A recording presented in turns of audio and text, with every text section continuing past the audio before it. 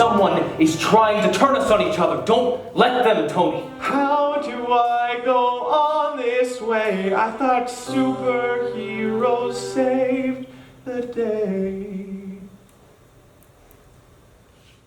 My goal with this musical is to show Tony Stark's entire arc and character development throughout the 9 movies that he's in. We see Tony as this arrogant, egotistical playboy where it's all about him. He doesn't really care much for teamwork. He likes to do things solo. If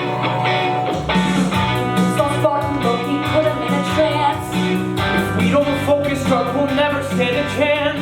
I don't like theories, but let's scratch it and try something new. He gave us orders, we should follow them. Not what I do.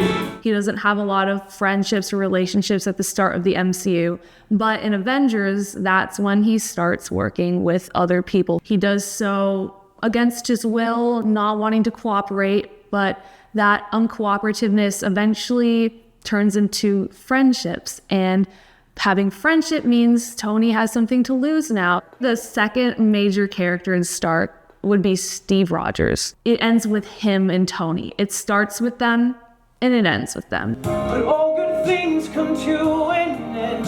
I'm so thankful that you were my friend.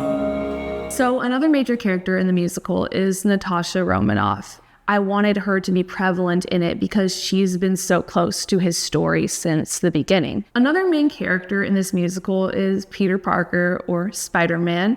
With Peter Parker, it's interesting because he doesn't actually show up till halfway or 2/3 of the way through Act 1.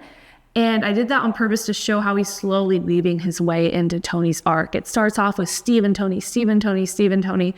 And then Peter shows up. And by the end of Act 1, Peter is one of the only people Tony has left. Let's get out of Germany, Spider-Man. 'Cause they all think I've got murder on my mind. So much for being the man with the plan. Look what you've done, Iron Man. Peter's death is really one of the strongest plot points in the musical, and Tony loses everything that he has left. Tony's responsible for him. Tony made him this high-tech suit. Tony brought him to fight Steve Rogers in Germany. And so that raises the stakes for Act 2. He ultimately gives up being a superhero at that point. He settles down, he starts a family, and Peter's the reason he decides to go back in time and figure out time travel. And I'm falling from the sky.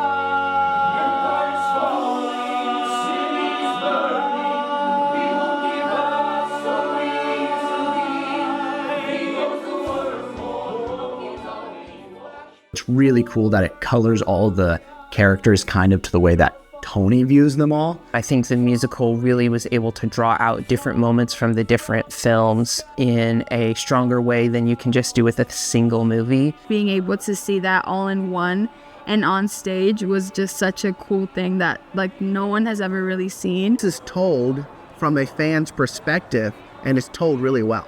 Tony Stark is one of the most beloved characters from Marvel, and people miss him. And I think this is a way to bring him back without actually bringing him back. It's a way that we can memorialize his legacy, and people can continue to enjoy the Infinity Saga for generations to come.